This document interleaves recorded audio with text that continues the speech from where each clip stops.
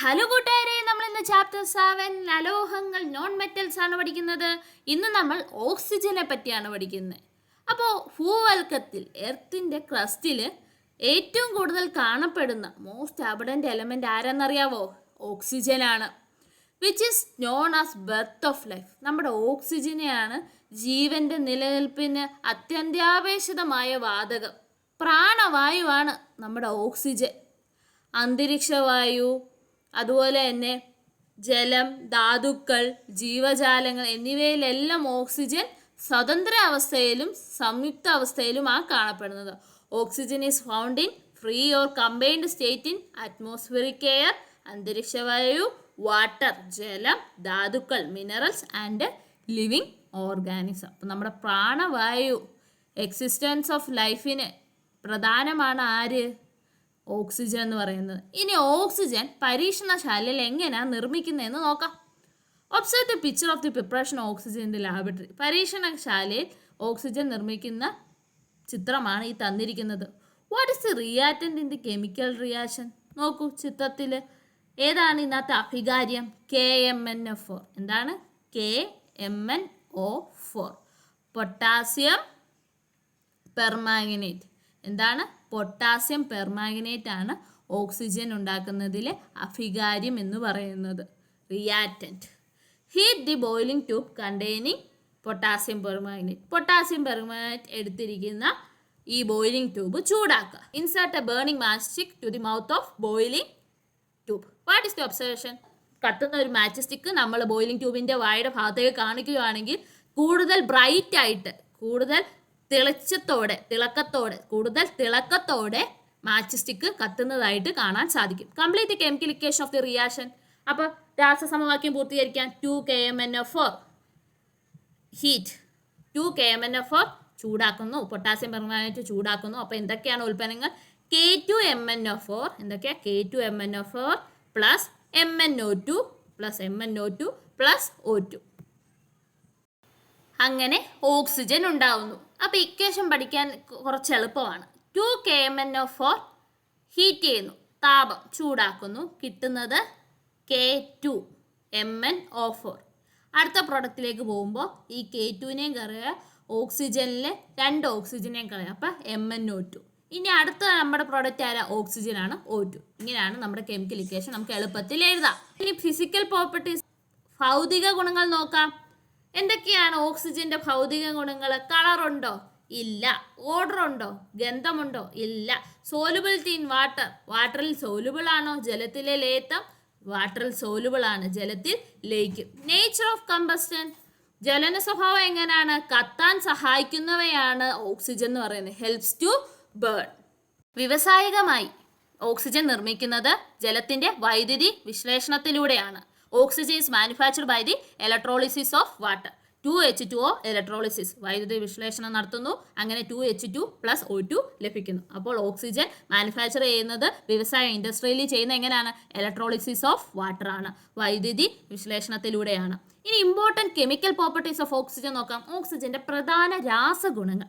Oxygen ഈ മെറ്റലും non മെറ്റലുമായിട്ടൊക്കെ react ചെയ്തിട്ടുണ്ടെങ്കിൽ, oxygen ലോഹങ്ങളും അലോഹങ്ങളുമായിട്ട് പ്രവർത്തിച്ചിട്ടുണ്ടെങ്കിൽ ഓക്സൈഡുകളാണ് ഉണ്ടാകുന്നത്. എന്താണ് ഉണ്ടാകുന്നത്? ഓക്സൈഡുകൾ. 2, ഓക്സിജൻ നോൺ മെറ്റൽസ് ആയ, ഓക്സിജൻ അലോഹങ്ങളായ കാർബൺ, ഹൈഡ്രജൻ മുതലായവയുമായിട്ട് പ്രവർത്തിച്ചിട്ടുണ്ടെങ്കിൽ കിട്ടുന്നത് കാർബൺ ഡയോക്സൈഡും വാട്ടറുമാണ്. അപ്പോൾ ഓക്സിജൻ കാർബൺ, ഹൈഡ്രജൻ എന്ന അലോഹങ്ങളുമായിട്ട് പ്രവർത്തിച്ചിട്ടുണ്ടെങ്കിൽ, റിയാക്ട് ചെയ്തിട്ടുണ്ടെങ്കിൽ കിട്ടുന്ന പ്രൊഡക്റ്റ് ഉൽപ്പന്നങ്ങൾ എന്തൊക്കെയാണ്? കാർബൺ ഡയോക്സൈഡ്, വാട്ടറുമാണ്. കാർബൺ ഓക്സിജനുമായിട്ട് ചേർന്നാൽ കിട്ടുന്നത് കാർബൺ ഡയോക്സൈഡ്, ഹൈഡ്രജൻ ഓക്സിജനുമായിട്ട് ചേർന്നാൽ കിട്ടുന്നത് വാട്ടറുമാണ്. Haven't you noticed that some metals lose luster in the course of time due to their reaction with oxygen? വിവിധ ലോഹങ്ങളുമായി ഓക്സിജൻ പ്രവർത്തിക്കുമ്പോൾ കാലക്രമേണ അവരുടെ തിളക്കം നഷ്ടപ്പെടുന്നത് കണ്ടിട്ടില്ലേ? ഇതിന് കാരണം എന്താണെന്ന് ബോധ്യമായിട്ടുണ്ടോ? എന്താ കാരണമെന്ന് ഒന്ന് കണ്ടുപിടിക്കാം. ഈ മെറ്റലുകൾ ഓക്സിജനുമായിട്ട് പ്രവർത്തിക്കുമ്പോൾ ഉണ്ടാവുന്നത് ഓക്സൈഡ്സുകളാണ്. ഈ ഓക്സൈഡ്സുകൾ ഉണ്ടാവുന്നത് കൊണ്ടാണ് വിവിധ ലോഹങ്ങൾക്കും മിക്ക മെറ്റൽസും അവരുടെ തിളക്കം കുറേ നാൾ കഴിയുമ്പോഴത്തേക്ക് നഷ്ടപ്പെട്ടു പോകുന്നതായിട്ട് നമുക്ക് കാണാൻ സാധിക്കുന്നത്. ഇനി യൂസസ് ഓഫ് ഓക്സിജൻ, ഓക്സിജൻ്റെ ഉപയോഗങ്ങൾ നോക്കാം. ഹെൽപ്സ് കമ്പസ്റ്റൻ, ജ്വലന സഹായിയാണ്, കത്താൻ സഹായിക്കുന്നു. As an oxidising agent in rocket fuels, rocket ഇന്ധനങ്ങളിൽ ഓക്സീകാരിയായി ഓക്സിഡൈസിങ് ഏജന്റായി ഉപയോഗിക്കുന്നത് നമ്മുടെ ഓക്സിജനാണ്. ഫോർ ആർട്ടിഫിഷ്യൽ റെസ്പിറേഷൻ, കൃത്രിമ ശ്വാസത്തിന് വേണം ആര്? Oxygen. Oxy acetylene flame is used in welding, ഈ ഓക്സി അസറ്റലൈൻ ജ്വാലയാണ് വെൽഡിങ്ങിന് ഉപയോഗിക്കുന്നത്. നമ്മൾ വെൽഡ് ചെയ്യുമ്പോൾ കണ്ടിട്ടില്ലേ, അപ്പോൾ അതിന് ഉപയോഗിക്കുന്ന ജ്വാല ഏതാണ്? ഈ ഓക്സി അസറ്റലൈൻ എന്ന് പറഞ്ഞ ഫ്ലെയിമാണ് നമ്മുടെ വെൽഡിങ്ങിന് ഉപയോഗിക്കുന്നത്.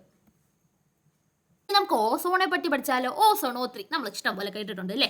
ഓക്സിജൻ എന്ന് പറയുന്ന ഒരു ഡയാറ്റോമിക് മോളിക്യൂൾ ആണെന്ന് നമ്മൾ കേട്ടിട്ടുണ്ട്. ഡയാറ്റോമിക് തന്മാത്രയാണ്. എന്നാൽ 3 ഓക്സിജൻ ആറ്റങ്ങൾ കൂടിച്ചേർന്നുണ്ടാകുന്ന തന്മാത്രയാണ് ആര്? ഓസോൺ O3 എന്ന് പറയുന്നത്.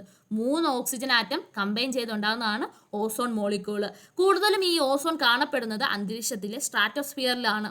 അപ്പോൾ അറ്റ്മോസ്ഫിയറിക് ഓക്സിജൻ, അന്തരീക്ഷ ഓക്സിജന് ഊർജം കൂടിയ ഹൈ എനർജിയുള്ള അൾട്രാവയലറ്റ് റേഡിയേഷനെ, അൾട്രാവയലറ്റ് വികിരണങ്ങളെ വലിച്ചെടുക്കുന്നു, അബ്സോർബ് ചെയ്യുന്നു, ആഗിരണം ചെയ്യുന്നു. എന്നിട്ട് അവർ ഡീകമ്പോസ് ചെയ്ത് വിഘടിച്ച് ഓക്സിജൻ ആറ്റങ്ങളായി മാറുന്നു. ഇത് oxygen atom thus formed combine with oxygen molecules to form ozone molecules. അങ്ങനെ ഉണ്ടാകുന്ന ഓക്സിജൻ ആറ്റംസ് പിന്നീട് ഒന്നുകൂടെ ഓക്സിജൻ മോളിക്യൂളുമായി, ഓക്സിജൻ തന്മാത്രകളുമായിട്ട് സംയോജിച്ചാണ് ഓസോൺ തന്മാത്രകൾ മാറുന്നത്. അപ്പം എങ്ങനെയാണ് ഓസോൺ തന്മാത്ര, ഓസോൺ മോളിക്യൂൾ O3 ഉണ്ടാവുന്നത്? നമ്മുടെ അന്തരീക്ഷത്തിലെ ഓക്സിജൻ, അറ്റ്മോസ്ഫിയറിക് ഓക്സിജന് ഏറ്റവും കൂടുതൽ എനർജിയുള്ള, ഊർജം കൂടിയ എനർജിയുള്ള അൾട്രാവയലറ്റ് വികിരണങ്ങളെ, അൾട്രാവയലറ്റ് റേഡിയേഷനെ ആഗിരണം ചെയ്ത് അബ്സോർബ് ചെയ്ത് വിഘടിച്ച് ഡീകമ്പോസ് ചെയ്ത് ഓക്സിജൻ ആറ്റമായി മാറുന്നു.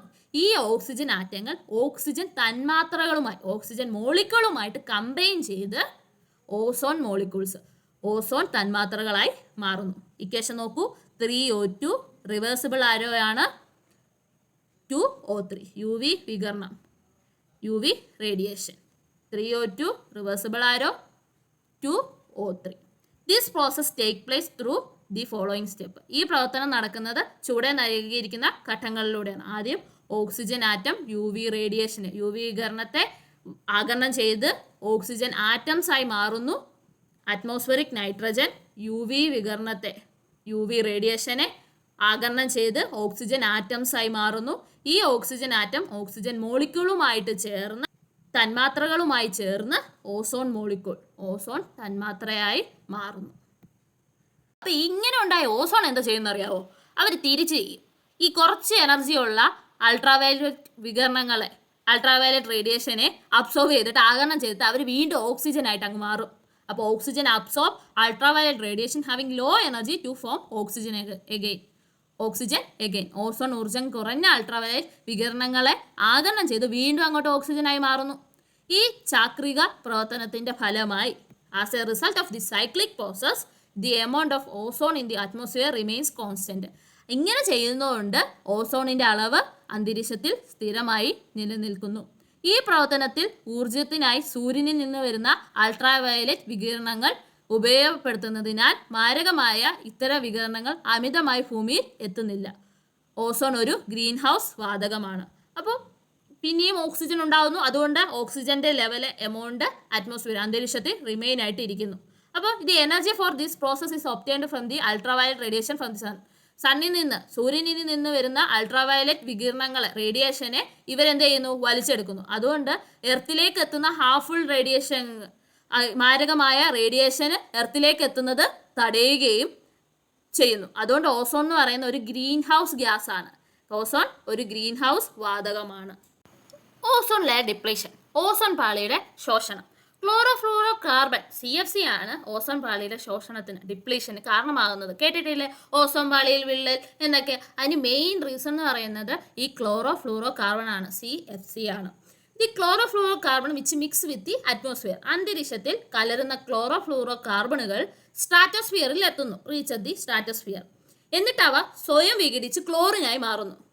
Undergo self dissociation to form chlorine. ഈ ക്ലോറിൻ ഓസോൺ മോളിക്യൂളുമായിട്ട് ഡീകമ്പോസ് ചെയ്ത് ഈ ക്ലോറിൻ ഓസോൺ തന്മാത്രയുമായിട്ട് വിഘടിപ്പിച്ച് ഓക്സിജനാക്കി മാറ്റുന്നു.